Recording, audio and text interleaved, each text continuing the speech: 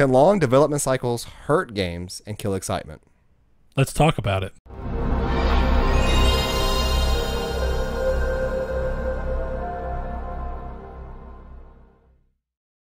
Hello and welcome to episode 16 of Triangle Squared. Lucky number 15.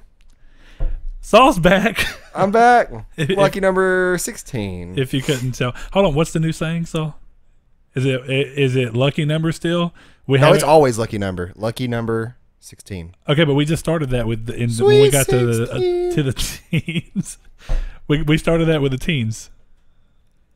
16? Teen? It's the okay, same. But hold on. That's fine. What do we do when we get into the 20s? Lucky number 20. It's still gonna. It's always gonna be lucky number. Hold on. I thought that we had. thought that we had decided it was going to be a different plate of food. You decided. Fine. I was gonna say we're all every episode's lucky because they're all lucky episodes. Because we still alive, bruh. Got them zombie We still nips. alive. Yeah. Well, Saul's back from the dead. Actually, he didn't like it. It was a bad vacation for him. So instead of screwing around for too much more. What have you been playing? We really haven't talked a whole lot this week. We kind of say that sometimes, even though we kind of jargon on and off, but literally haven't spoken that much. I haven't talked to you since I came and got the. Well, I guess I texted you once. When you came and got the mic? When I came and borrowed the mic from you. Well, okay. What was that, Saturday? Yes. Okay. Yeah. I have no idea what day that was. Yeah. Because we ended up having to record on Sunday. Anyway, so let's see. Well, since I've last seen you, I played a Platinum Crash Bandicoot. I saw that on Twitter. And I'm working my way towards 2, but somehow everybody talks about how hard Crash Bandicoot 1 is. 2 is the one I had the most time with. I think we've talked about that before. It's the one I played the least of. Dude, that game is killing me. I was gonna say it's a little bit. Don't less, get me wrong. less I'm at the very end, but I'm about to beat the game. But what I can't understand is how I'm supposed to go back and get the time trials for these levels. Oh, is it that hard? Dude, there's 2 levels in particular. Because I never got to them because I never beat 2 in my childhood or just back in the day. I really like 1 and 3, and just I guess 2 I ended up not caring too much about because I never played enough of it. Right. But the 2 jetpack levels where you're in space and you have a little jetpack, dude, they are so hard to control that I don't know how I'm going to be able to fly through those levels with. I have to be so slow not to die on those levels. What was it? Crash 2 or Crash 3 that had the underwater levels? Oh, the underwater, that was 3. Was it? Yeah. Okay. Yeah, where you had the little currents. And you could get on the little fish jet ski thing. Yeah. Yeah, those were fun levels. Those 3. Those are fun levels. I like those a lot. And it's weird, man, because so much of 2, people talk about 2 like it's so much better than 1, and I guess it is from a pacing standpoint. But it's really like if you just take all the ideas from 1 and just change them. Like, okay, you rode a hog in the first game? Well, guess what, boy? Now you're riding a polar bear. And then, to be fair, the 3rd game does that too. Now you're riding a 3-horn or whatever they're called, Triceratops. A Triceratops? Triceratops. 3-horn. Sorry, I'm thinking of Land Before Time. I just call it Sarah. Tree stars. All right. So, I played that, and I talked about it last episode where I jumped back into my annual playthrough of Kingdom Hearts 1. And I've been bouncing between it and Crash Bandicoot 2. So those are like kind of my back and forth games. I haven't been able to play as many games this week as other recent weeks. But I was just leaving. I got through with Deep Jungle, so Tarzan in Kingdom Hearts 1. Yep. And that's about it. Great levels. Yeah. So what have you been playing? Because I know you've been a little more all over the place. I know one thing you've been playing.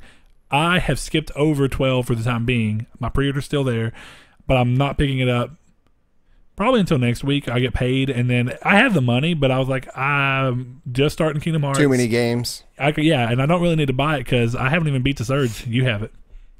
Oh, wait, what? Said you have the Surge. Oh, yeah. I never even beat it. Mediocre. It's not near as good as Lords of the Fallen, but it's still not bad. I didn't think so, at least. But so I've been playing Elite Dangerous. Okay. It's a great game. I actually had an experience in that game that I don't know if I can compare it to another kind of experience. So it's very, very. Have you ever heard of a game called Truck Simulator? No. Where you drive like a truck around and you have to keep everything like you would a normal truck. It's a game. It's a very comfy game. Hold on. You got to keep everything like you would a normal truck? Yeah, like you have to make sure you keep gas in your truck, your speed's under the speed limit, your weight's all fine and good. It's literally a truck simulator. I want to say it's Euro Truck Simulator. Like an 18-wheeler? Like an 18-wheeler. Okay.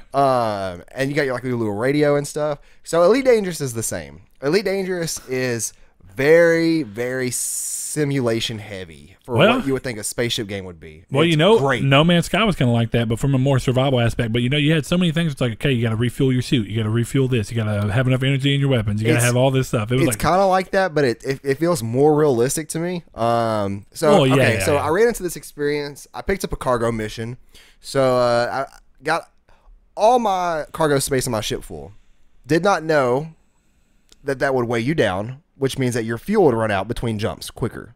Okay. So I'm sitting over here and I'm plotting out my whole entire expedition through the galaxy map. Didn't know there's like an acronym people use called KGB foam. They say imagine like Putin sitting in a bubble bath. Yeah. These are planets that you can go to that have stars that will refuel you, and they'll have space stations. Okay. Every time you jump to a system, doesn't guarantee that's going to have a space station there for you to get gas. So I ran out of gas. So here I am in space without gas. And so I'm sitting here, and then all of a sudden my oxygen meter's running out. So I'm like, okay, I have to Google, like, how do you get gas in the middle of nowhere? Like, what do you do? Because I was going to lose my ship. I'd have to eject, which is self-destruct. I didn't have the credits to buy a new ship. And I'd lose the cargo, which would fail the mission, which had a fine on it, which I'd have to pay the fine to. Okay, so 1 second. And this is like, because I haven't played any of this game. I haven't downloaded it at all. How much is it? It's $30 or $60. If you buy the $60, you get the Horizon version. That's where you land on planets.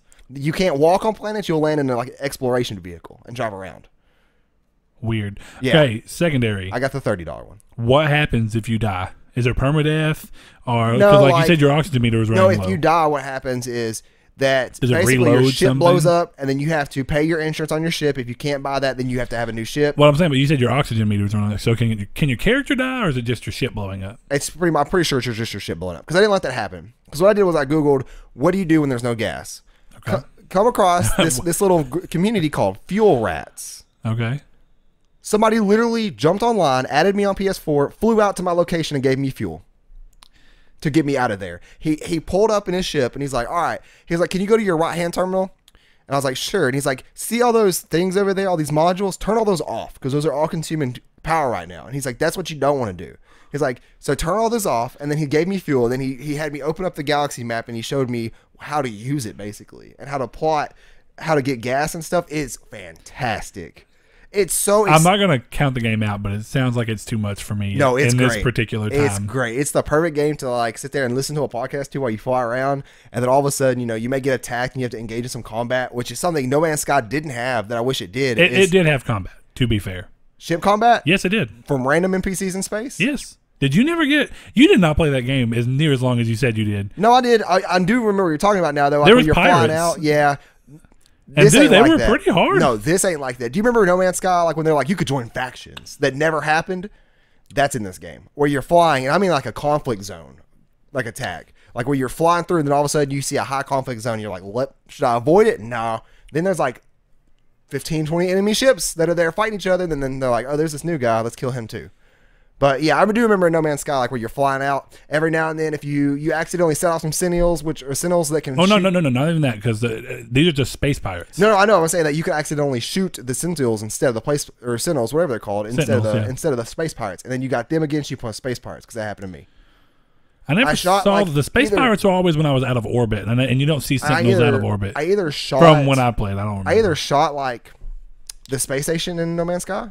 Okay. And I'm pretty sure that set Sentinels against me, and then there was a pirate against me as well. Something like that happened. Maybe. That happened in the first night. But other than Elite Dangerous, I have been playing Final Fantasy 12 as of yesterday. Okay. Did the good old Dusty farm. Got to level 20 in the first 2 hours. Love breaking Final Fantasy games that way, even though that's not really breaking it.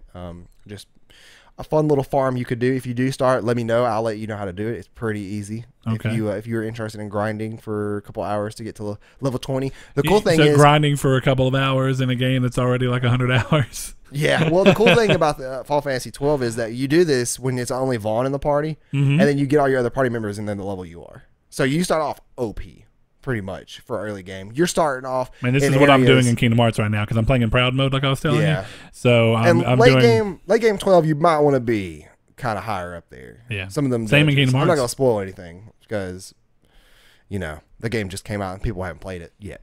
There's a surprising amount of people who've never played that game It's- who are picking this one up. I was which is telling interesting. Reptar at GameStop, top 5 Final Fantasies for certain. It's probably 4 or 5, but it's up there. It's really fun. So here's what I want to say though, and then we can get off of the game topic, I guess, because I want to talk about one other thing before we go into everything else. Go for it. After this. So I just wanted to say that Final Fantasy 12, its entire mission statement was, how do you be a Final Fantasy game and be different? The game is so different in so many ways. Now, don't get me wrong, it's still an RPG. And some of the, like they always said that you could tell that Bosch or Balthier was going to be the main character. You could kind of see that. Okay, so what I want to go with on like this Vaughn, is that though. you always and you crap all over Final Fantasy 15 for being different, but you have no problem with Final Fantasy 12 being different. No, because Final Fantasy 15, they have Power Ranger suits. We're not talking about that right now. They have We're talking about how that game has got to be weird. When 12 came out, 12 was weird for Final Fantasy. Now, hold on. Now, I'm talking about weird as in DLC and stuff. I didn't have a huge issue with the story or gameplay of 15. I'm talking about the weird crap it does with add-ons outside of the game. Well, then That makes it feel like compare base game in a to mobile base game is what I'm and a thinking. movie. Oh yeah, but that's just a universe, man. Final Fantasy 7 did that too. You have a problem with Final Fantasy 7? No, I don't. But they didn't have DLCs that got added onto it and stuff. And Hypocrites. it got Advent Children like 8 years after the game came out.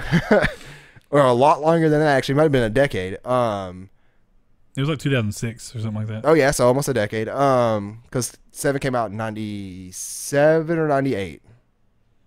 7. I want to say 8 was 98. Or it might have been 99. No, 99 was it was either 99 or 2000 was 9. Okay. Because they were coming out really quickly. That's like that's 7, I actually 8, never got to 9 play were 9. Dude, 9's amazing. I hear 9's one of the best. 9's so good. Okay. The other thing I will say, though, that go ahead. 12 does more of a military-style story better than 15 does. Way better than 15. 15's not military. Yeah, well, they try to incorporate that kind of stuff in there. Being but like it's not the a real... king Yeah, and but it's having, just... like, fighting against soldiers and then having these two, like, empires at war with each other. 12 did it better. I mean, but 12 is not as much about personal story as whereas, it's funny for as much as 15's trying to, or for as much as 15, yes, has all those elements, it's more trying to be a story about these 4 people and how all this is affecting them. Whereas that's not really what 12 is about. 12 is really about 2 warring factions. Yeah, and I couldn't muster up enough empathy or care for any of these people in 15. The only person's Gladiolus, whatever. I don't care about him. I like Ignis. Something about him, he's just got that weird thing. And I actually really like Prompto. Prompto's cool. He's probably the most charismatic. Prompto was one of those. character. It was one of those weird things where he was so kind of cringy the way he talked and had humor. Then all of a sudden he's super, super serious in a third-person shooter add-on. Well, that's because of the crap that happens at the end of the game that you haven't even got to, so you don't know about. Isn't the third-person shooter add-on before the game? What do you mean? Third-person add-on. The add-on for Prompto is before the game, isn't it? No. It's a sequel. It takes place afterwards. This whole universe. It's about Prompto because he figures out some really important stuff about himself that he didn't know. Is he the new king or something? No, Let's not I'm have not another going spoiler. to go into. I'm not going into the spoiler. But he figures out some stuff about himself, and basically this is him going out to try and understand more about himself and his past. It's interesting, or his origins, I guess would be the best way to say it. Okay, my other thing I want to talk about, you're talking about Elite Dangerous over here, and the fact that it has multiplayer in it. Right. Okay, so what I loosely messaged you about the other day, and then we talked about a little bit when you first got here, is No Man's Sky and the possibility of it adding multiplayer. Yeah. So for those of you who don't know, I'm gonna give them this kind of spiel real quick. Okay. There's been stuff going on. There's an alternate reality game that's going on called like something Waking Titan or something like that. That they did. They sent out some tapes to some community leaders and stuff. And Wait, who is they? Hello Games did. They sent this stuff. So they're kind of the ones behind all this. This happened a while back. Well, this getting like. Basically, people have continued to go down until they go to this website called like Titan Waking or Waking Titan, something like that. And it is a thing that's saying that there's going to be 10,000 level 4 Atlas codes sent out to people for beta or some crap like that. So basically what people are thinking is that there's going to be A relaunch. a relaunch of the game with the multiplayer that it actually lacked at launch that everybody thought it was going to have. So what I want to talk about is the idea, so you're talking about your stuff with Elite Dangerous, and maybe that's cool, but in your mind, and this is coming from me knowing you. This isn't me saying that one's better than another on a surface level. I'm saying that knowing you, I feel like if No Man's Sky does what it looks like it's prepping to do, No Man's Sky is going to be more of the game for you than Elite Dangerous. And that's because, I mean, go ahead. I was going to say that's partially true. Because Elite Dangerous, the planet exploration is only in these little exploration vessels, these like little vehicles that you get put on the ground. Okay. I like that first person mining and the first person gunplay and stuff that No Man's Sky, has. Yeah. So it depends on how much of the game is fixed, I guess is the way I could put it, or is different from when I played it last. Okay, so me and you have talked about this a little bit in the past, is that the game has been updated a lot since we quit playing it. Right, yeah, like the whole... And you quit playing it before I did. Base building now, and there's vehicles you could drive. Yeah, there's vehicles, there's freighters, so that you can send your stuff to and from your freighter from your ship, and like basically inventory management's a lot better, because inventory management, you spent too much time in the inventory. Yeah, you spent too much time managing the inventory management. It's ridiculous. So with that being said, oops. What happened? Now I'm caring about dumb stuff. Oh. Don't worry about me. He's centering out the little centerpiece. I'm just going to go ahead and move it that way. I hate you so. Anyway. Audio listeners ain't going to know what we're talking about. Did you notice I called you 7'6" last episode? Because I said audio listeners. Because Blaze shaved off his beard or whatever, Yeah, anyway, so going back to No Man's Sky, with everything that looks like they're setting up, I think that it's perfect for making a game that's fun with other people. And here's the thing, I don't think that No Man's Sky would have benefited actually at launch from being able to be multiplayer. Because is it really any more fun to go from planet to planet mining and then going to planet mining? It's not. It's not. Well, see, and here's unless the it's thing. the feeling of that you're doing it with somebody at least, and you can get in a party with them. But you're just wasting time. So I think the game has set itself up to be a much more successful online game now, because with everything they set up, why would they care? Why would you care about bases? Why would you build a base? I mean, yeah, it's fun. It's just something to do. If you couldn't do it, if you only did it by yourself. Exactly. So I think what they're prepping to do, they've added freighters. They've added base building. They've added vehicles on land for you to drive around and stuff like that. With all that being said, I think that if they introduce multiplayer soon, and they introduce it in such a way to where all these things interact in a way, so it's like you can build bases and your bases can get attacked. And I think the idea I really like, and it's something they kind of talked about, but you thought it was going to be NPCs, but you saw in the pre-release stuff before the game ever came out, like big freighter ships and like a lot of ships going around. Can you imagine if that was can you player imagine factions? having it to where that's a player's freighter? Yeah. Now see that and he's upgraded his freighter to the point where he's like the top dog businessman. And think about it, there's a game I used to love playing. It's an MMO called Silk Road Online, and there were jobs. And the thing I loved about it is that there was 3 jobs in that game. And once you got to a certain level, you could start doing jobs. You could be a thief, you could be a merchant, or you could be a hunter. And when you're No, you're just describing Elite Dangerous very closely. Probably. So, and yeah, exactly. But the point of what I loved about it is that the merchant is somebody who just takes stuff in their ship and starts transporting it.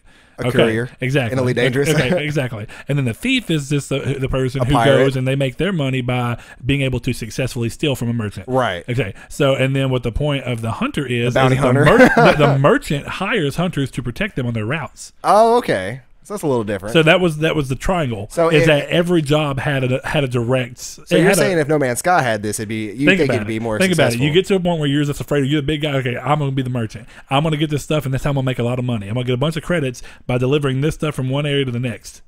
I don't know, man. I'm gonna hire me a group of 4 hunters or whatever you want to call them, bodyguards, basically ship guards, and then you have pirates and people who want to be the space pirates or thieves or whatever, and then they all come up and like that's the multiplayer. Dude, what a dope multiplayer aspect.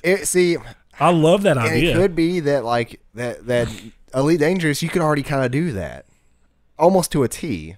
Well, yeah, but I mean, I like the ability of being able to attack other people's bases and stuff. And I mean, I'm talking about get out on foot and actually do this stuff. Yeah, that would be really, really cool. Now, and it'd be even more cool, and I don't think this is going to happen, but what if you could like you can breach the hull of the freighter and then get out of your ship in the freighter and run through and like fight people that are like Star Wars Battlefront 2 or whatever, dude. I don't care. The original Star Wars Battlefront 2. I don't care, dude. You fly in from space into the space.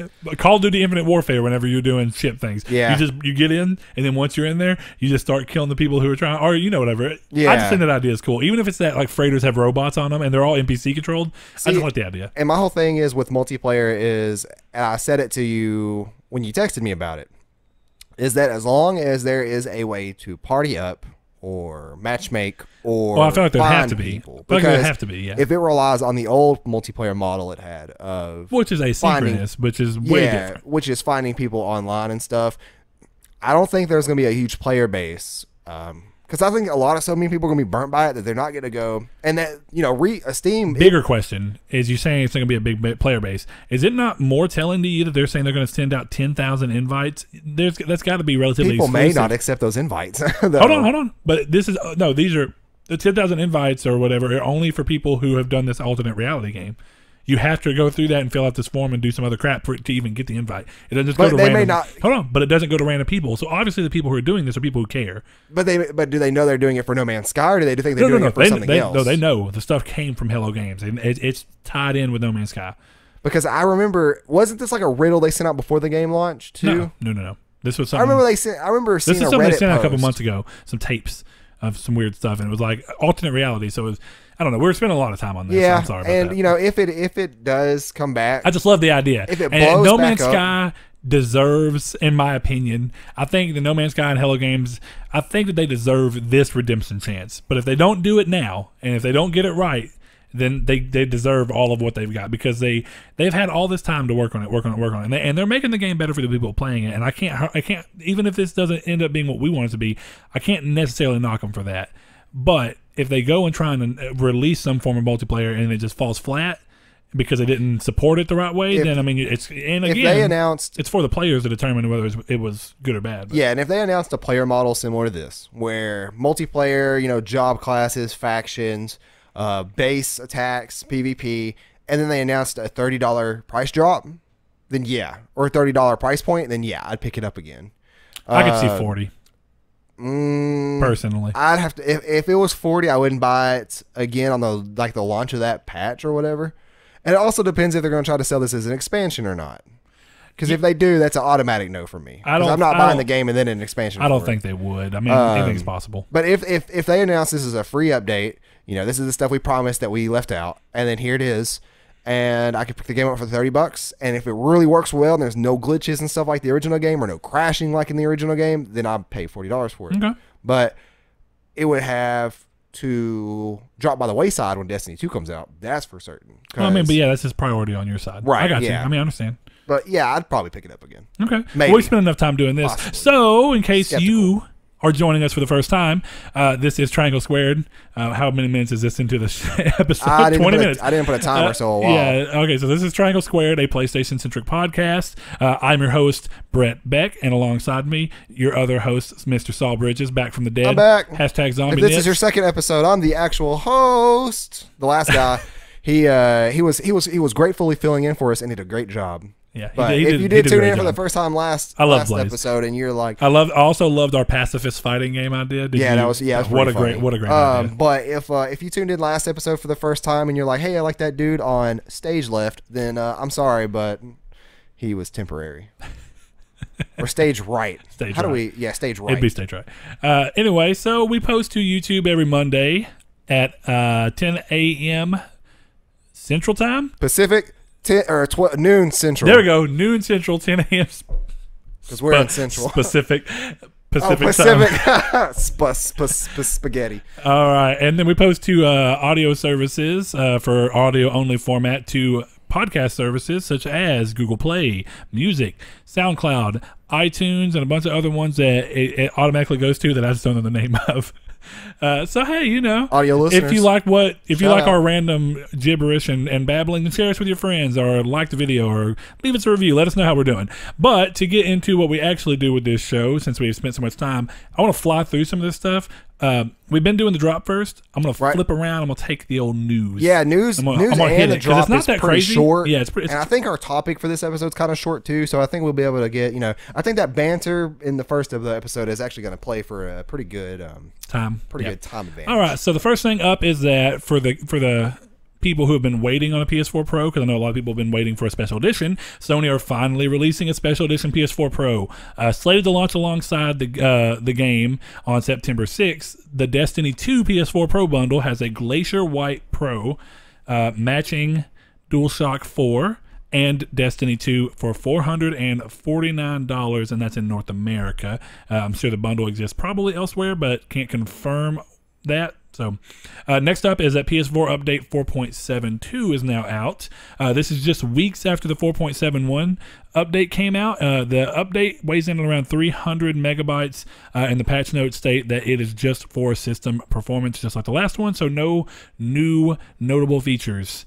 Next up, Neo's new DLC, Defiant Honor, is coming soon, adding new weapons, armor, and yokai, and of course trophies. The DLC is set to launch on July 25th for $9.99.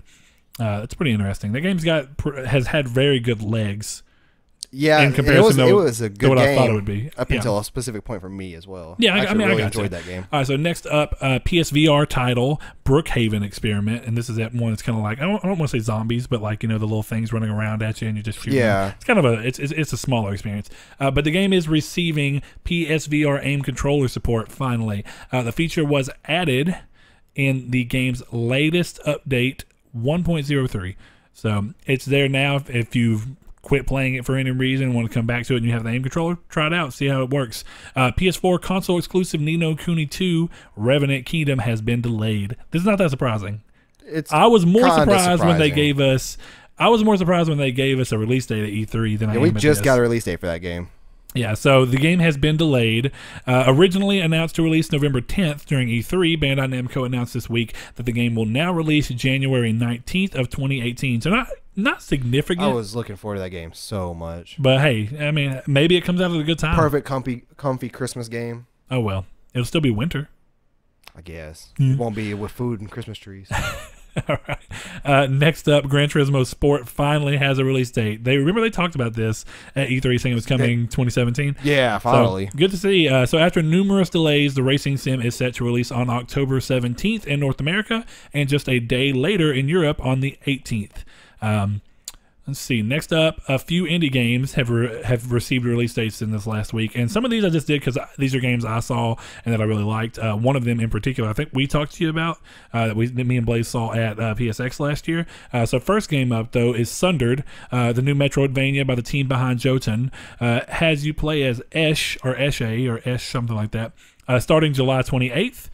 Next game is real-time strategy game Tooth and Tail. This is what me and Blaze was telling you about. Yeah, I remember that name. It's real-time strategy, and their big hook and selling point for all this is that it's perfectly designed for a controller.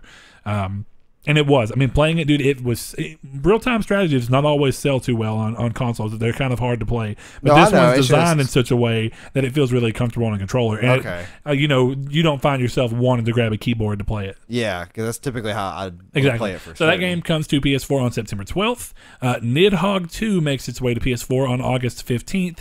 This time boasting a new art style. You remember the old Nidhogg? Yeah. I don't know if you saw it. It was like that kind of flat, pixely drawings. Yeah. And there was just like a black silhouette almost. And I love that game. It's really fun. I don't know if you ever played it. But the new one has got, it's doing like animation where it's, they have facial features in their body parts. It's 2D animation still. Yeah. It's not going into 3D, but it's just like the little puppet animations or whatever, where it's like they have like you see the joint. Right. Yeah. It's an interesting art style. I mean, I don't know. Cool. I kind of like the original better personally too, but I haven't seen the new one enough to determine. But that game was really fun. So if they keep that up, it's cool. Next thing up is the last game that got the release date is a tactical action RPG, Masquerada: Songs and Shadows. Comes to PS4 on August 8th. That's a game that's been released on PC for like a year now. Wow. Got received pretty well. It looks interesting. It's got a weird art style. It's kind of got that isometric camera almost. It's kind of different. So the last thing on news is that BioWare and EA, and actually there's one more thing I forgot to stop in. But this one's BioWare and EA have finally released a demo for Mass Effect Andromeda. To say. It's like half the game. Not really. Not half the game. No, it's a good chunk. But the demo lets you play through the game's first planet, Eos, and also play multiplayer for a total of up to 10 hours. So you could probably stretch that to around 20 hours.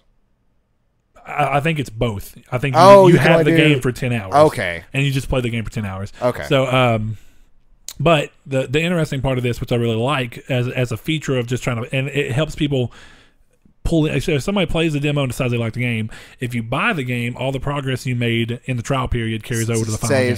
Something else did that recently. I can't remember. Which I just love, because I mean, if you play it and you're like, you know what, I actually do like this. Buying it doesn't mean you have to restart, which is really smart on their opinion, because if people know that going in, they're going to be more likely to buy it. Because speaking of that, am I the only person in the world?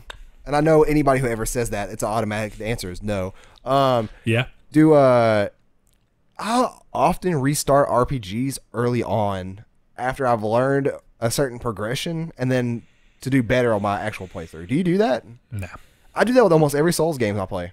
Every time, like I've Dark seen Souls you do 3, it. I've seen you do it. I typically just run through, and if I ever play the game again, like Kingdom Hearts, I just keep all that information for the replay. Because like games that I love, I'm gonna play again. Well, see, I got because I'm playing Kingdom Hearts now, right? Playing on proud mode. I normally don't, just because I just like to play the game. It's enjoyable, but I'm good at the game. I've had no problems with proud mode yet. But I'm also doing the appropriate grinding to push myself to where I feel like I need to be. So with that being said, I'm also I took way more care than I normally do. I just kind of go through and do whatever. This time, since I'm playing on proud mode and I know the game's going to be hard for late game, early game, you remember in that game, you get to choose whether you want to, you get to choose the shield, the wand, or the sword. Yeah. And then you also, and whichever one you choose, you get benefits from that, but you have to give one up. Right. Okay, so what I typically would do would just be sword and shield. Yeah. I did that this time, but I consciously did it because I know what they do. It means that you're going to get more strength. I'm sorry, sword and wand is what I normally choose. It means that you're going to get more strength, but lose a little bit of your magic stuff. You're not going to be as proficient in magic. Okay, after that, do you remember when you get to the island in the game? It's got the little guy asking you questions like your childhood and stuff. Well, it's like what is most important to you? Yeah, friends, and then family, it's like what are you most afraid of? Yeah, and all these things. Depending on how you answer those questions, depending on the way the game gives you experience. So if you choose down the middle on every single one of them, and I mean I know the answers. I happen to know they're also all down the middle. You get normal regression. Right. All right, if you choose a certain selection of them, then you get more experience up until level 50, and then it slows down after level 50. Right, and then the last one is the last one is the exact opposite. Yeah. Now, with that being said, I actually stopped and thought through what I wanted to do, and I decided to keep even experience. But so yeah, technically this playthrough's not been any different for me, but I'm knowing everything I'm doing going in. I play Kingdom Hearts all the freaking time, so it didn't change anything. But I'm also like Mystery Goo.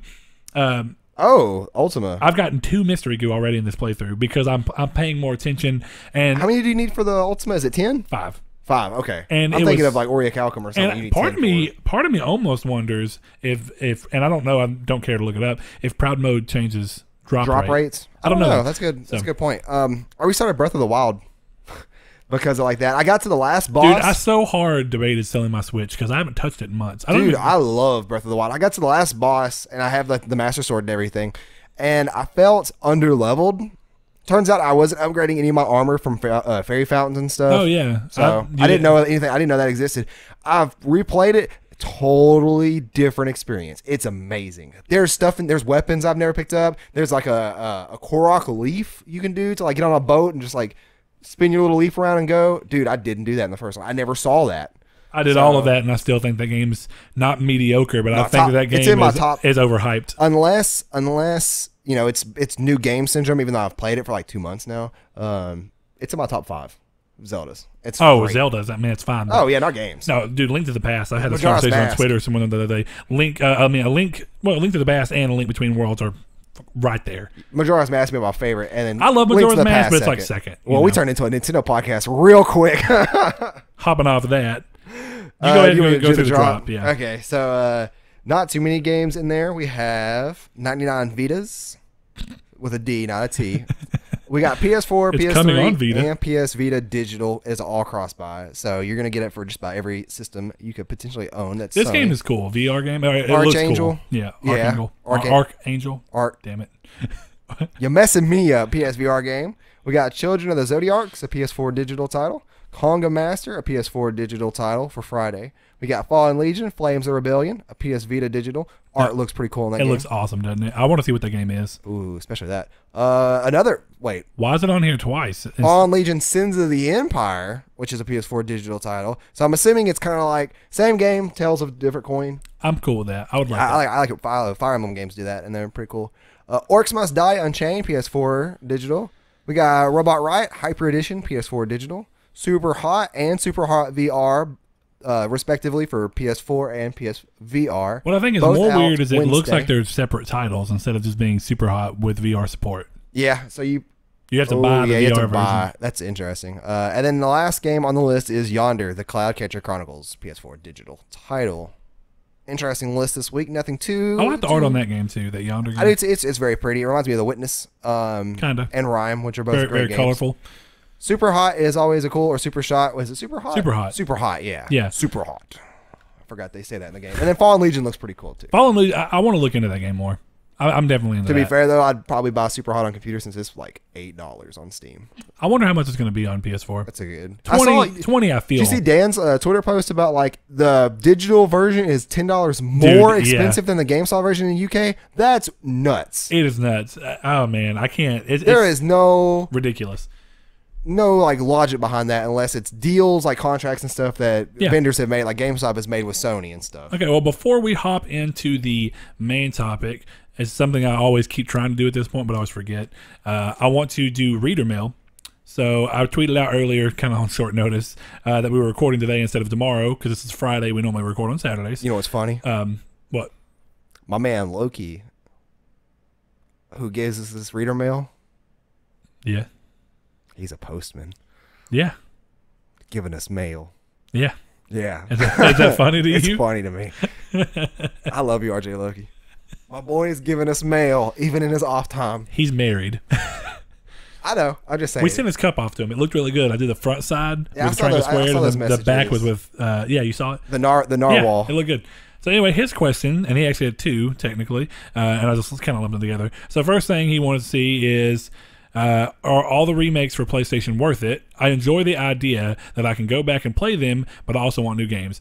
So Depends. I don't typically have a problem with them because I like to go back and play through these older games. But I do have. He does have a point of their. You know, it's pretty.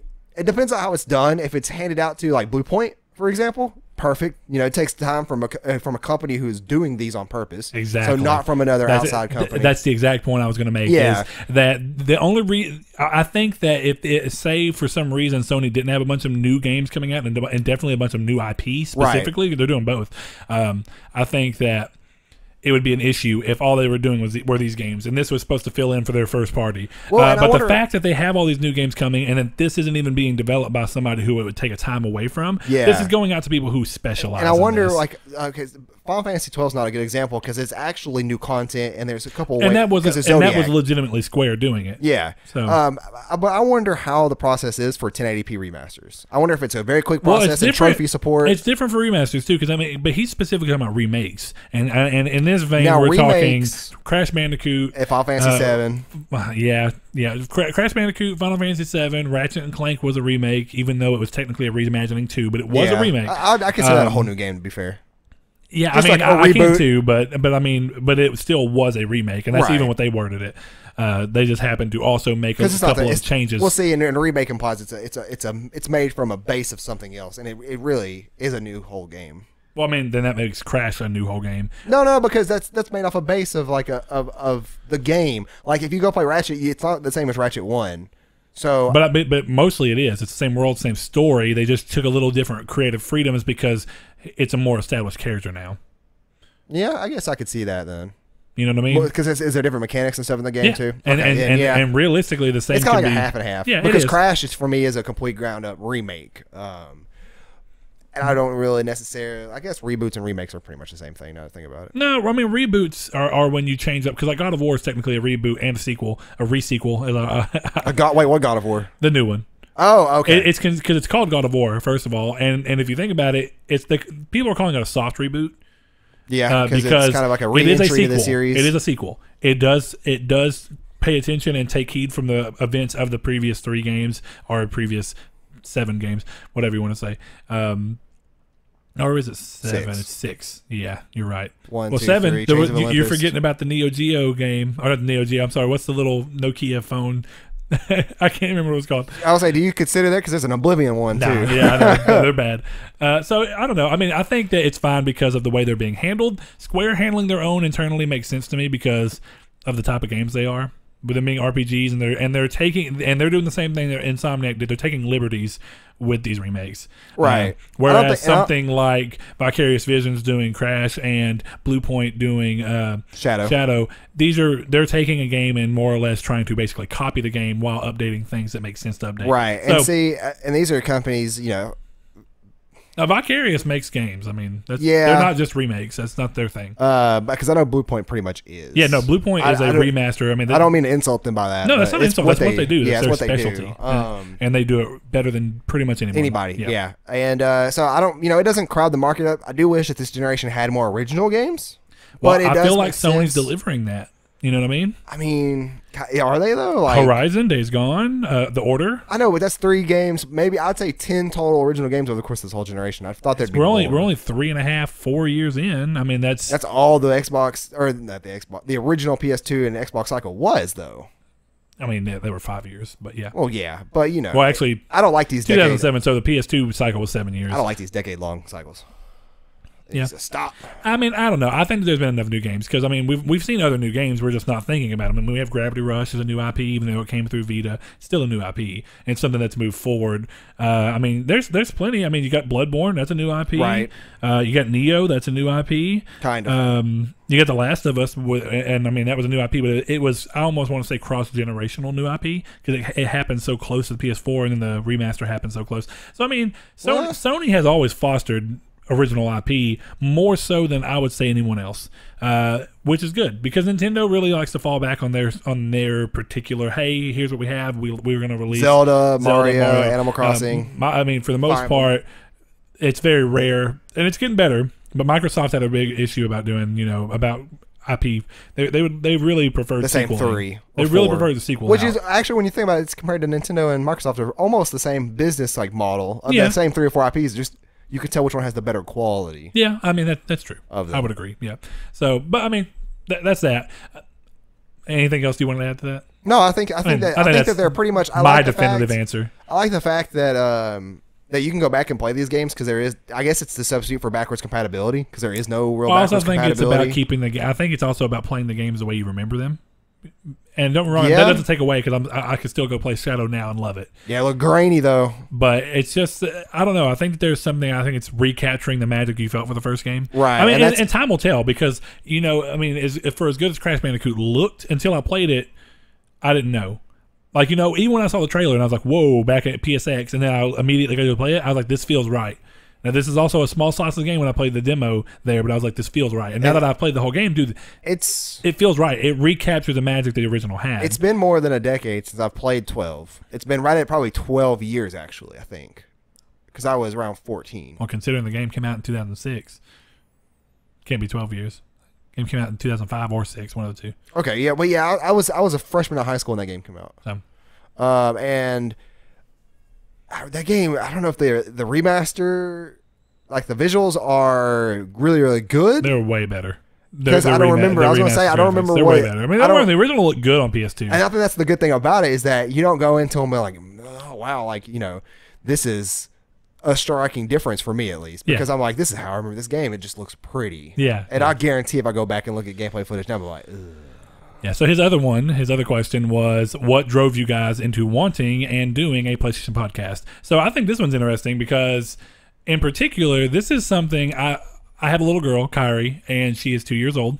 And before she was born, when Hannah was pregnant, we actually started all of this. We made the YouTube channel. If you look at the creation date of the YouTube channel, it's like 3 years. It's been around for almost 3 years. And we toyed with so many ideas. We had all of this in our mind, and we really wanted to do it. And we wanted to do podcasts. It wasn't necessarily PlayStation Podcast at the time, but we wanted to get into gaming stuff, and we were going to be a little more like, we're going to split it up and have a PlayStation section and a PC section and a computer section. Yeah, and that's kind of where the structure we had at the time between what we were mostly playing worked. And it's been so long that I was mainly still on Xbox. Blaze was mainly on PC, and you were mainly on PlayStation. So we would cover all 3 of those bases pretty evenly. But now I'm more of PC and Xbox. You're still, PC and PS4. You're still on PS4, of course, and PC.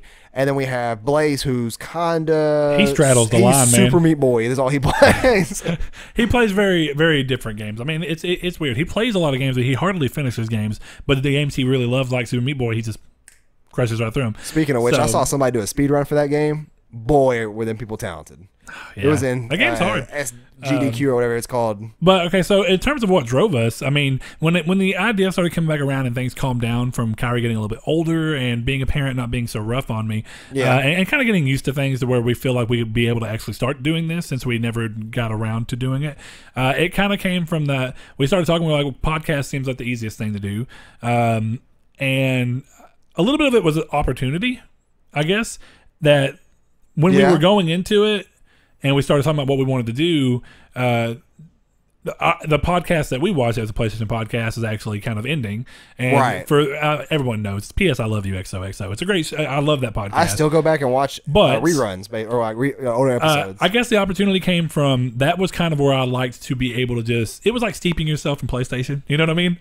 Like I knew most of what they were talking about. See, my whole thing. I like. It's just kind of what I like to do because you know when you like something. I know all about Kingdom Hearts, but every now and then I'll just go read about Kingdom Hearts because I want to, because I love Kingdom Hearts. And I just want to steep myself with the stuff related to it. But so it came down to I love PlayStation. I mean, that is my console of choice. I love Sony. It's all I've ever really been. Right. I've tinkered around in other ones. Saw coming around and being really a lot more Sony these days, and really, I mean, I bounced around who I wanted to do it with me, and originally, you know, we started the channel as me, Saw, and Blaze originally, and then coming back into it, Blaze wasn't in a great spot when we first started, and it kind of got to a weird point, and I was like, Saul, you know, do you think that you'd be interested in doing a PlayStation podcast with me and feeling like it was also good for you? And it worked. The time between I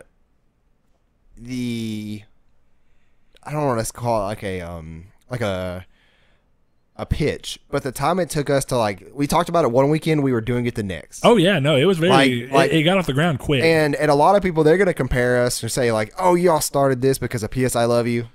Look, we understand that the time that we started in PS I Love You is very similar.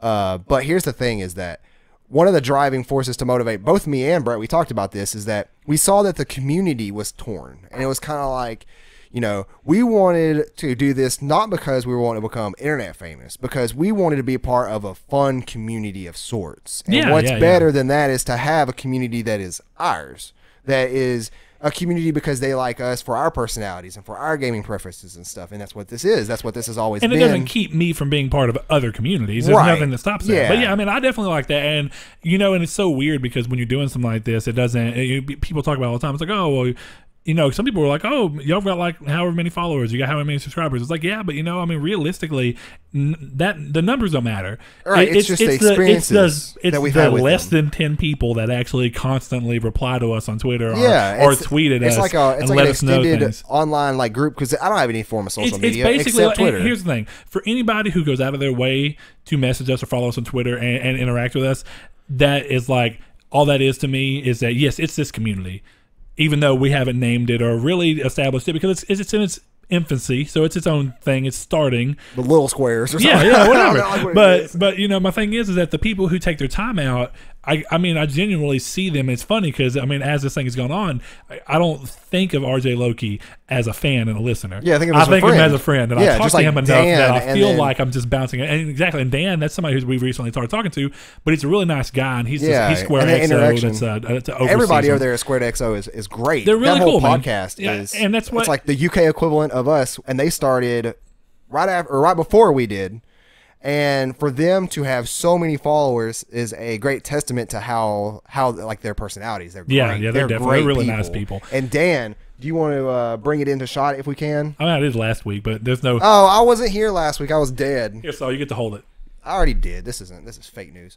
But yeah, Dan does these amazing PS1 remaster, more like re-envisioning of cases of current games, and this is of course the Crash Insane trilogy. But if you guys listened to last week, apparently y'all know that I was, you know, in the grave.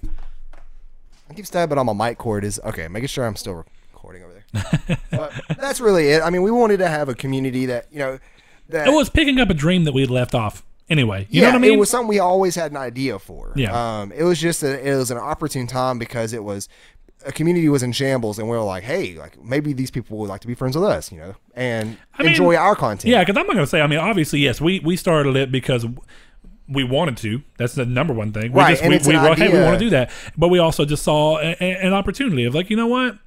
maybe people would want to come listen to us. And I feel like I'm knowledgeable enough from PlayStation, and I have opinions that I feel like are valid enough. And hopefully people, I mean, and obviously it comes down to you guys, whoever, the people who listen and watch us, to tell us whether that's true or not. Right. But anyway, it's an idea we've had for 3 years, and it's something we finally acted on. This has been a super weird episode. It's a super long episode too. I'm pretty sure we're hitting normally time right about now. I don't know. I'm not even sure. So let's get into the main topic. The main topic is, and we, to be fair, I knew that we were kind of wording it a little clickbaity when we said the intro statement. But what Saul kind of started coming to, and the reason that he's the one who had the idea behind it, behind the main topic for today's episode, and it's basically stems from a bunch of games that he's losing interest in because their development cycles have gotten so long, and it's such a weird thing. It's hard to say just long development cycles because it comes down to delays sometimes. Right. Sometimes it comes up to a game that's being announced so early, but then it never even gets a date, but you hear about it so much that you get super excited for it, and then eventually you still don't have a release date.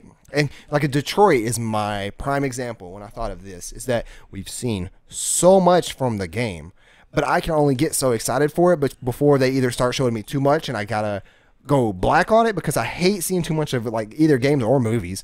And then movies have that thing of they don't typically get delayed. So if you just go trailer blind for the entire time, you'll see it pretty much on the release date it shows. Yeah. But with Detroit, we've seen 3 full trailers now. 4? 3. Well, it's hard to say because realistically, I mean, it depends on if you want to bring in the Kara stuff. But I mean, you saw Kara's introduction when the game was announced, and then at E3 we saw, and I can't remember his name. Carter? I don't know if it showed it, but the Android guy who was up on the roof talking to the other Android. Carter. I'm not sure. And then we saw this E3. We got to see the new character who was seen, and I can't remember his name either. And I'm super excited right now. But here's the thing: is that either they're going to do this where they're going to have too many trailers and I have to go blind, or they're not going to have another trailer. So either way, it's going to be, if this game doesn't release in the first quarter of 2018 or even, maybe summer, that I'm just going to not care anymore because, it's like there's going to be so many other experiences I'm going to have between now and then that it's just going to make me lose interest. It's the same way of like Final Fantasy 15. I kept up on that game when it was Versus 13 or 13 Versus. Yeah, I mean, that's a good example of a game. And it's just such a long development cycle that I don't remember. I remember being... What was it? They showed E3 when it was like them in the car. 2000. In the Regalia. The game was announced. The game was announced in 2006. One time when they were in the, it was recent E3 where they were in the Regalia and they were driving and then they passed the big turtle thing. Okay. It takes an hour to fight or whatever. And that's when I got excited for it again. And then that was just like a year before launch, and I lost interest in that just that year. Well, it was a decade. Don't get me wrong, up. The game is way different than it was going to be as 13 Versus. Yes. But okay, so I mean, a couple of games, and then whenever we saw this, I started thinking of games that have kind of had this happen. So games that have been recently talked about where people are like, oh my god, are these ever going to come? First and foremost, Kingdom Hearts 3. I love the franchise. So to go into, for people who may not know, people who weren't brushed up on Kingdom Hearts, because I'm sure that the remasters have brought in some new fans, I would hope. Kingdom Hearts 3 was announced during Sony's 2013 E3 press conference, along the 4 years ago, alongside the trailer that re-announced or re-revealed 13 Versus as Final Fantasy 15. So we have Final Fantasy 15. Where's Kingdom Hearts 3? See, this is the thing, is that I'm a huge fan of the series. I love this series, and I'm wanting to play 3, but I just, when am I going to get to play 3? We were teased way too early on into it was development cycle of the game being there. Well, and this is another thing I want to talk about, because another one that we talked about, and these are two games that have some parallels, not completely. First things first, we're talking about No Man's Sky. No Man's Sky was a game that got heard about very early. I think it was like 2014 or 2013, one of the two. They came out, Gamescom, I want to say, and they revealed it on Sony's Sony stage. And what ended up happening is that the game midway, they announced it because they were not through development, but they were a good chunk through development. Then there was a flood in their offices, and they actually lost pretty much all of their progress. Which is I'm not gonna say a good reason, because that's almost insulting, but that's a fine reason to have if you were to delay a game. That's an acceptable reason. I mean, I'm not gonna be mad. And see, this is the perfect example. The game didn't get delayed. There was never a release date, but obviously now it's going to be further than it was. Well, but we already knew about the game. It did get delayed, but I'm saying at that point, It wasn't that reason. no, Okay. the delay happened when the game already had a release date, then got delayed. What I mean is that happened, that they announced the game, and like a year later, bam, flood, lost their stuff, and then they had to restart. That's why we saw the game so late. We briefly touched on this, and I'm really curious as to if that's why the game released in such a state it was. I wonder. I don't know. And see, everybody says that Sean Murray is on terms with Todd Howard and Peter Molyneux of being the biggest liars in gaming, journalism or even just gaming development. And the whole thing it wouldn't is be journalism, that, but it wouldn't be right to discredit him 100%. I don't think with that kind of thing happening to them. But they should have been honest from the start. They should have said we lost all this game file. We lost all these. But files, we're losing it. We're moving into something different. But right. So the question being here is that I'm No just saying Man's that's an Sky we acceptable saw. reason Yeah, to of have. course. But Kingdom Hearts 3, similar thing, started the game in Luminous engine, which is the same engine that Final Fantasy 15 released on. They started development in that. The first trailer we saw was when it was starting development. Right. And that was just a cutscene. That wasn't even in the game. That was just a pre-rendered CGI cutscene. All right. Then we start to see a little bit of gameplay from it. Then they announce, oh, hey, all the work we've done in Luminous, we're ditching. Right. We're flipping over, and we're going to go Unreal Engine 4, and we're going to make the Kingdom shader come into this, and it's going to be a little bit of work. And I think that's part of what's left the game. But something that's important to say is by the time this episode goes live, D23 will have happened. All right, D23, they're announcing something for Kingdom Hearts, and it's supposed to be pretty big. So it make it a release date, make it a new world, something. Right. So we could be talking out of our asses right now, to be fair. I mean, it still goes to show that it still applies that it was teased way too early into its life cycle, and that what I'm sure on a business end, there's the problem a reason. is that it was teased as starting development. Yeah. Why didn't they wait until they had something to show? There has to be a financial reason, maybe for investors or for other outside companies that have stocks of some kind. Why show a game so early? Well, think about it. It's Square. And it may have something to do with the way that their stuff's going on. Because if you think about it, Final Fantasy VII, similar situation. I don't know if you remember hearing this. But Final Fantasy VII was just announced as now in development, right? Nothing to show, but to be fair, 6 months later at PSX, we got to see gameplay. Right. So I'm super confused on that. But at that E3 that happened, afterwards there was an interview with Tetsuya Nomura, who's going to be the director of Final Fantasy VII. And who dropped off of Kingdom Hearts. And he was like...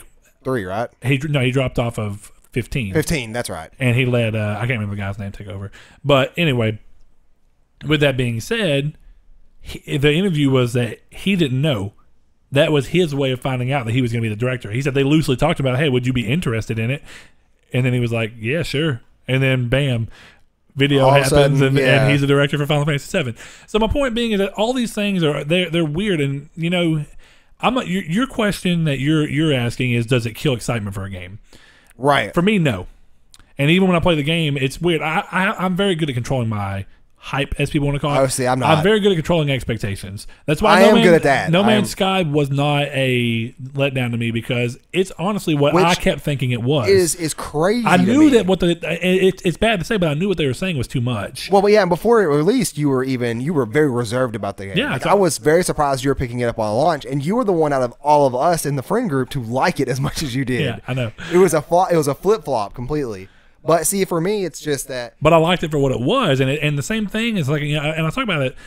We've talked about it plenty of times, but the same thing happened like with the Order. The Order, for some reason, people get, and don't get me wrong, No Man's Sky was a victim of its own selling points. They kept trying to say, but there was also people wanting it to be something it was never going to be. Some people were mad that it was survival. It's like they always sold it as a survival game, whereas the Order was sold as a narrative-heavy third-person shooter, which is exactly what it was. And I like games more for what they are and what they sold themselves to be. Now, I understand people being mad when a game isn't what they say it's going to be. Like No Man's Sky happened. There wasn't multiplayer. There wasn't it's a lot worms of the on these mission. big planets. There wasn't a lot of desert planets. It was weird. They failed to mention they left all this stuff out. And, in the sticker covering up on the collector's things. Yeah, there's a lot of weird stuff with that. Iffy. But I mean, so my answer to your question is no, it doesn't. Do I think that there's an issue with announcing a game this early? Yeah. There can be. I mean, the same thing happened. I want to say Red Dead Redemption. We hear that it's in development. We haven't seen anything on it. There's already delay. We have a trailer. Weird. Well, just a trailer though. Okay, I thought you. Yeah, I mean, you haven't seen any gameplay. Right. You don't know anything. You saw screenshots when they delayed it, but that's right. it. So what I mean is that we have all these games that keep getting announced as, hey, this is in development. I know Red Dead's been in development for a long time. Oh, yeah. Square's flip side is that it seems like they're announcing games as soon as they're in development, which is weird. All right, so basically they decide right before E3, dude, is this in development? Okay, make a video. But And it's point kind being, of one of those things of it doesn't kill it for me because I mean, perfect example, Final Fantasy 15. I actually thoroughly enjoyed that game, and I was the one who was like, I don't know if I'm going to like it that much. and I was the one that was excited for it. I was disappointed by it. And that's an example of I just know that I'm a more reserved person. I don't let myself get to those heights. Well, see, and it's Final Fantasy. I don't think Final Fantasy has ever let me down this much. I mean, that game did not let me down. And see, this is why I will be reserved. Wait, you told me 13 you thought was better than 15? I forgot about that unpopular opinion. Last episode I was on, I actually liked 13. The first 13. All right. It did open up, and people were like, it opened up 70 hours in. Sure, yeah, it did. It opened up 70 complete hours in. I actually like the linearity of that game. I mean, don't get me wrong. I'm cool with linearity. It was also gorgeous for its time. Okay. So another game on the list that we're talking about that had a very long development cycle, very similar to Final Fantasy 15, is The Last Guardian. Right. These are games that were actually announced at similar times and released at similar times, weirdly enough. That was a game where I loved Shadow. Then I was super pumped when I heard about this. I was super pumped to hear about what it was. And I was drugged through the dirt for 4.5 years until it finally came out. And then did you ever play it? Did you borrow it from me? Yeah. Okay. You don't remember that? You gave it back. I kept getting crashing. Yeah, that didn't happen to me. So weird. But I wonder if it's a pro PS4. issue. Yeah, it must be an old PS4. Well, it may just be your PS4 because you were talking about some of your issues that RJ Loki didn't have as his OG. So who knows? A whole new PS4. But yeah, it's just like it kept crashing on this one particular moment. I swear it was a frame perfect crashing. This one frame would happen in the game that I was doing this animation and it'd crash. Yeah. I was just like, you know what? And I watched some people play it and it looked great. It looked almost like it reminded me of like Inside and it's very Ico. It was like taking Ico and incorporating the scale of Shadow of the Colossus into Ico. Because Ico was big for its age too, but and Guardian looked very condensed yet full of stuff. Yeah. But while being very condensed at the same time, but it also went to these very open areas. I mean, the game was great. But that's another example. That's a game that a lot of people let hype kill them on, and some people and that game has very split. And I think, to be fair, I think a lot of their games are like that. There's a lot of people that don't understand why people like Shadow of the Colossus so much. Which is weird to me, because I thought it was a pretty epic game. But The Last Guardian is a perfect example of people who have very split decisions or opinions. Some of that comes from letting these years of expectation build, and you can't do that. Don't get me wrong. Should the game have taken that long? No, but in my opinion, you can't blame the game for still being what it sounds to be. I think The Last Guardian as a final product is exactly what they wanted it to be all those years ago when they announced it. But people also get this idea in their mind, well, if the game is in development longer, that means it's going to be better. Or it's going to be different than what they announced it as. But no, I want the game that they announced. My whole thing is that's actually why I don't. It's for as much as I love 15, and the gameplay they showed of it, I just want to play whatever PS3 bit of Final Fantasy 13 versus that there was. That would be really, really cool. Because I loved it. Was a darker world, way different than what this one was being. It was a very different story. Even the cinematic of that game that, of course, was just CGI was great. Was Noctis walking down the stairs? Yeah, dude, super weird that they even used all the same characters, in my opinion.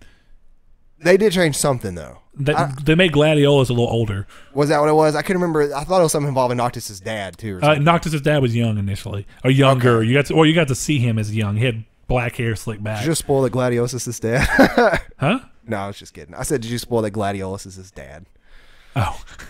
But anyways, it's not, for me though, it's not hype building. I'll get super excited and then I'll see a release date and I'm like, okay, that's a little far off. So I won't be as excited for it, but then as time goes by, it kind of works in weird ways depending on the game series.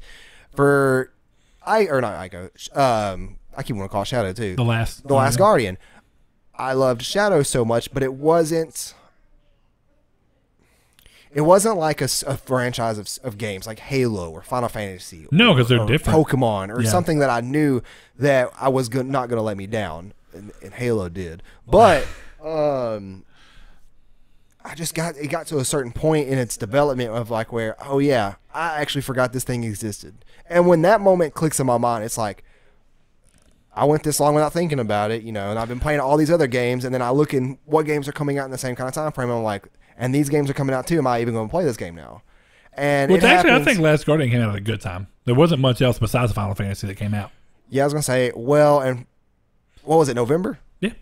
No, December. Very December? beginning of December. I can't remember if it was November Final or Fantasy December. came out November 30th. Yeah. And, you know, we both got Final Fantasy on launch. And I did play that game for probably around 20 hours. I got to a certain boss fight I'm not going to spoil. And I got some weapons, a certain amount of certain weapons in the game. And I played that game it clicked till with platinum. me. Yeah, and see, it clicked with me. I was running halfway through. I don't even remember the zone name or the map or whatever it is. But I was running halfway through the game, and it was actually on a hunt. And I just kind of stopped, and I was like, "This is boring. The world's big, and the travel's I could do boring. this in Final Fantasy 14, and I'd be passing people who'd be like waving at me and stuff, and then dancing with me, and then there'd be monsters to kill and stuff, and I was just like, this is so empty and barren. Yeah. And I gave it about an hour after that, and it was a certain like trial in those games for a certain weapon in those games. You know, it's still fairly new. I'm not gonna say a whole lot about it. You know what weapons I'm talking about though. And it was very annoying. It was the one where you fail a lot. Do you know what I'm talking about? It was very annoying, and that just was like, no. I just kind of was like, you know, I just didn't have fun with it, and I was super pumped up for it. And that game actually was one of those games that when, like 2 months before it came out, I got super hyped again for it because I never had been let That down. resurgence, yeah. Yeah, I'd never been let down by Final Fantasy before. I never played 13.2 or 13.3 though, to be fair, and I hear those are really, really bad. But I loved, you know, 13. But the whole thing is that Kingdom Hearts 3, huge fan of Kingdom Hearts 1, 2, Chain of Memories, one of my favorite Kingdom Hearts games. I love Chain of Memories. People shit on it all the time. I never but I played love it. the redo of it. I still have it or It's whatever. awesome. But I had a Game Boy Advance Micro. Loved it on that thing. And, you know, Dream Drop Distance is another good one we were talking about. We were kind of talking about how it's mainly filler. I mean, it is. I mean, it's very low. till the It's very beginning low and in the ending. ranking, but it was a fun game. It Yeah, had it some was. fun I liked mechanics. it.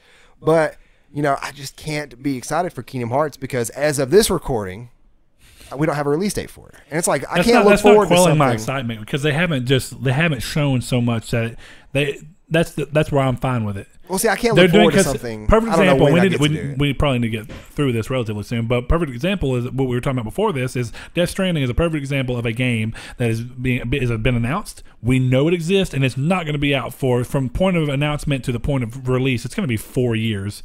Probably Easy. so. With Kojima, yeah. Yeah, it's probably going to be 4 years. And then The Last of Us Part 2 is probably going to be 3 years at least from the point of announcement to the point of release. It was released last year at PSX, right? Yeah, we'll see. We'll see. I could be wrong on that one. Could be but something if it's still, PSX. you're going to see a long time period. But the key is not showing too much of the game. And we haven't seen too much Kingdom Hearts. Partially because of how big Kingdom Hearts games are, but also because they've only shown like Twilight Sound. Did they confirm that Frozen is in this game? Not yet. Okay, I hate myself if it is. I hate Frozen. I mean, I didn't care for Frozen, but then again, I don't care for a lot of the Disney movies that I end up liking in Kingdom Hearts because of the character dynamics. You know what I mean? Yeah. I don't really like The Little Mermaid, but I love Atlantis in the first game. It's awesome. I thought you were about to say second. Terrible in the second game. Worst Kingdom Hearts world hands down. I had this conversation last night. Kingdom Hearts Hero. Yes, it was. It was god awful. But I mean, that's where I say it's like Kingdom Hearts 3 is not shown too much. You've seen a little bit about a new form. I just think that being a huge comes fan, down the to be time for you. idea, But- the idea of it. But I think that you're seeing, and I'm wrong. I don't know where you stand. 'Cause we on it. know I'm the not gonna gameplay is gonna say be this fun. about you. Of course, it's gonna be and great. the story's 2 always point- and 2 point- convoluted at this point, so it's still going to make sense. Did you play 2.8? You did pick it up, right? Yeah. Okay. 2.8, 0.2 specifically actually. Really mad that game doesn't have platinum. 0.2 actually made the wait better for me because now I know exactly what I'm getting even better. It looks beautiful. It does look beautiful. It does plays play great. extremely well.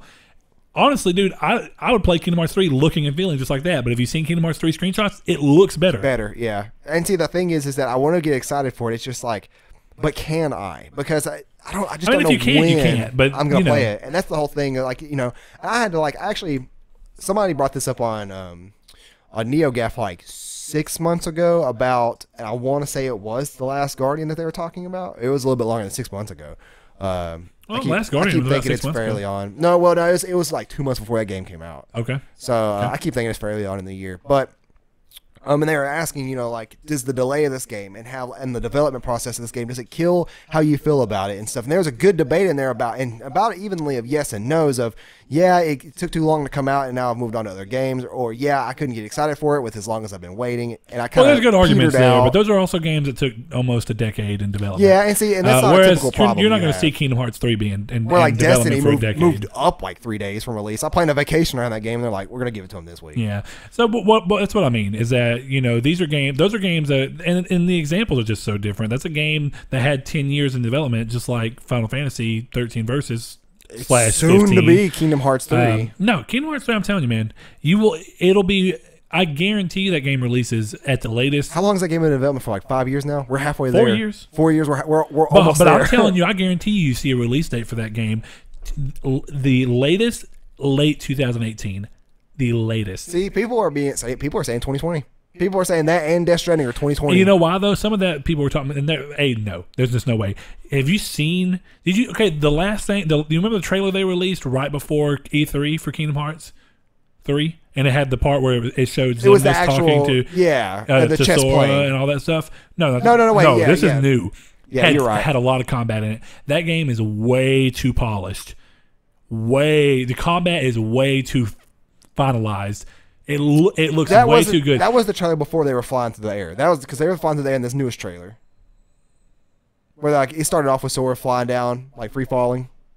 Not that I can remember, but it could be the one I'm talking about specifically. Are you talking about the very first gameplay trailer? No, I'm talking about the most recent one they've released. Yeah, that's the one where he's flying through the air, isn't it? I didn't remember that. I thought that trailer started off. Originally the trailer's in Japanese, and you see Sora talking to Xemnas, or actually, I guess, Xemnas, outside of the mansion in Twilight Town. Yeah, I was gonna say, don't. You gotta watch some Z names in this game. You're gonna say a spoiler.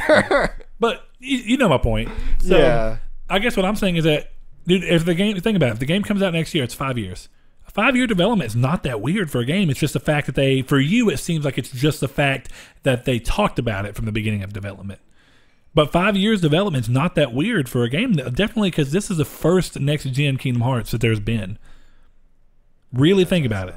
I gotta see this trailer I'm thinking of. But, I want to be super excited for this game. And I've seen... And this, okay, yeah, I'm with you. I forgot. Okay, well, I didn't picture it, but yeah, Olympus Coliseum World, right? Yeah, and it's just the whole thing of I can only think about a game, I guess, and this is all up to personal, so it's going to be different based person to person to person. Is that I see so much of it, I see enough of it, and then I don't see it for a while, or I see too much of it, and then I still don't get to play the game. There's so many ways that they could do it. Of here's a trailer. 3 months later, here's a trailer. 3 months later, trailer. You'll play the game in 2 years. It's like, are you serious? Why'd you do this? Why do you have this many trailers for a game that I'm going to play? Kingdom Hearts hasn't done that. And that's what I'm saying. If it's 2020, well, yeah, no, that's an issue. But I guarantee you, it's not. That's a big issue. And I'm excited to see post recording what ends up happening tomorrow at D23. Man, we picked up. Well, this was a topic idea I did have. I stumbled across. Because I remembered that well, it doesn't matter. The topic is still important in terms D3. of what it's about. But with D23 happening, anything can happen, man. I mean, D23. I didn't even know what that was. It's fine until you told me. But okay, so with that being said, though, with all this new information coming, is the game still a disappointment to you if it releases late next year? No, Kingdom Hearts 3 was just an example. I know, but I'm just using it as an example of a game. Yeah. Now, where's that line for you? Because does Death Stranding not bother you? No, because I don't know anything about the game. I already seen gameplay footage of Kingdom Hearts 3. I already know the story of that game. I don't know anything about Death Stranding. Well, okay, but then some of that comes just from the fact that it's a franchise. You know the story of Kingdom Hearts 3 because you know exactly what they're heading towards. Right. Well, and see, that's the thing is that... So do you think it's the fact that this is a sequel that's killing it for you? No, because Final Fantasy 15 was kind of like that. Where it's a sequel. You know what Final Fantasy is. But I didn't know what the story and stuff was. Well, yeah, but you still know... you do have a point where it could be that I do know that the gameplay is going to be. And I do know... I don't know what Kingdom Hearts, the story could be. It could be branching to what I hope it is, but it could be going completely. Dude, it could go anywhere. 360. It could go anywhere. It could be that I know what Kingdom Hearts is. And it's a series near and dear to my heart. But even then, games like The Last Guardian, where it's like I loved Shadow, still kind of like my excitement kind of went just straight down. And then I was trying to think of a more relevant game. and I can't really think of one that's like that. That's my personal favorite kind of series. Detroit's one I'm really looking forward to, but yet the one I can't get excited for because of the date. But I don't have an experience or personal experience with that game.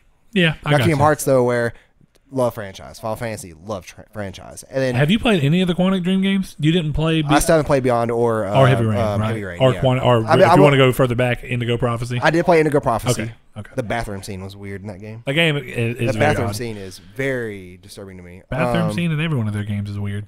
I haven't played the other games. I did need to pick up. I want to pick up Heavy Rain specifically. But yeah, I guess that's really it. Like, let us guys know. Does hype kill games? Do long development cycles kill games? For you guys? Yeah, Brett has pretty much said not really for him. I know my answer, but that's even when you said you wanted this to be the topic, I was like, okay, I get it, and I get where you're coming from. I'm not saying that, but it's not for me. It's not the same, and maybe it's because of my personal And so you could personal ability to hamper things. Because I automatically keeping do your that. hypes under the level though. That's kind of cheating. Because I get so excited for Kingdom Hearts, I just can't Dude, stop. you don't. Come on, man. And then that's, hold on. You know me. I know. I'm just saying though. You know how much Kingdom Hearts means to me. My daughter is named Kyrie. I was gonna say I fought for this. Would you not be disappointed if they said 2020? If they did release it tomorrow? Hold on. I'm not saying I wouldn't be disappointed, but it's not keeping your excitement down. It's not keeping me from being excited to play the game. That would kill me, man. If it said 2020 or like God forbid 2120. Because you want to know what I would do? I'd be like 2020. 2020. That kind of sucks. I'm just gonna play through all the Kingdom Hearts games for the meantime. I can't do that. I'll get serious fatigue. Well, you do. I don't, dude. I play through all. I guarantee you, I'm playing. Well, one. there are games like Last of Us. I play yearly. Well, guarantee you, I'm playing one. As soon as I get done, I guarantee I'm gonna be like, might as well play Chain of Memories. I'm gonna beat. That's different, I'm though. gonna beat Chain of Memories. I'm gonna go. Might as well play 2. Yeah, that's different though. Might as well play Birth by Sleep. Because like playing those games once Might a as year. well That's play fine. Dream Drop Distance. Might as well play replay 0.2. No, serious fatigue though is like. That's something you experience. Pokemon, yeah. But okay, so one real quick before we exit out the episode. Hopefully you can keep this down, and I think you had time to kind of sit on it. I am curious, and I'm sure some of the listeners are, because I think some people wanted to know your opinion specifically. What are some of the things you want in the PS5? Oh, for last episode, as one of my biggest features this generation, is this.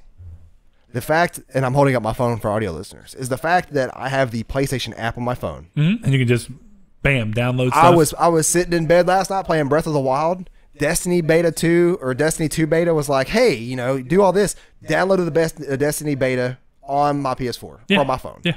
I have used this feature so many times where I'm out and about or I'm at work and a game comes out and I'm like, you know what? Let me download it real quick. Throw my phone in my pocket. I'm going to get home. My game's there. Perfect. I love it. And see, and that goes. That feature better come back. And digital versus physical. That's a whole topic for its other thing. For you? That's a whole different topic for me. But what I'm saying, okay, so for you, because that was one of Dan's questions too. And whenever he said, I was like, Saul plays a lot more digital games than I do. That's a very big difference for me. It depends. I don't use that feature because I hardly ever buy digital If it's a games. loved The only game. time I use that feature is whenever I keep forgetting to download the PS Plus titles when I'm at home, and I'll remember, and I'm on my phone. I'm like, let me download those. And I don't even download them. I just purchase them. Well, and see, my whole thing is that it's gotten less and less throughout the years. So probably by the end of next year, I probably won't be. But I'm a big collector. I like having the games physically. Now it's gotten to pretty much where I don't care about that unless it's a franchise I love. So Destiny, I'm gonna get physically. I got Final Fantasy 12 physically, and then Kingdom Hearts 3 is gonna be physical. Yeah. But if it's a game like Elite Dangerous, or what other game was it lately? Star Wars Battlefront, the first one, that doesn't really count though. I got that on sale for like $10. Personal value is what it comes down to me. It's that I have control and I can sell it and I can do it, and I don't sell it. It's mine. I own it. Right. And think about it. You borrowed the Surge from me. Right. If you bought the Surge and I wanted to borrow it from you, I couldn't. If you bought it that way. Yeah, I guess so. And I mean, and that's the Game's thing. a hot pile of trash. It's control. And don't get me wrong, I don't normally let people borrow games. I have to really trust people. But that's it. I like the personal value. But and see, I don't think I have anybody in my life that would want to borrow a game because we typically have different gaming styles. So I don't know if there's a game I have that you'd want to borrow. Or if I'd buy that. But there's plenty of games I have that you want to buy. So it's that I That's just. what I'm saying. I have more of a unique style. Not you, I guess. I don't know. It's weird. It's the games I tend to play are games that you would want to play, but then you play the games I would still play. Yeah, I don't know. Because I like turn-based games and you hate turn-based games, and that's what it. I don't hate turn-based games. I prefer real time. We've had this conversation. There are plenty of turn-based games I love. That's what 12 does so good. You can do either or. Oh, I know. Trust me. You can do either or. You can do either or technically in 15 if you turn on the wait mode. Oh, wait. Well, yeah. That's what Some people really use it for that. That's what it is in 12. But anyway, we have gone on entirely too long. This And is this like has an been hour a and a half. super rant episode. I don't know how long it's been. But either way, it's been an hour and 21 minutes. And probably like 10 minutes of banter of the mics before then. So yeah, probably about an hour and 15. So this has been Triangle Squared episode 16. 15. I hate you so. You're the worst co-host I've It's episode 16. I'm kidding. It's 16. I love you. Don't let the words of hate. I'm seep back into your though. But that was my earlobe. Audio listeners hate us. So, with that being said, is there any final words you want to have, or are you just glad to be back from the dead? I'm just glad to be alive. Okay. And playing 12 and Until next week, this has been Triangle Squared. Episode 16. Winner, winner, chicken dinner. Winner, winner, chicken dinner. Thank you.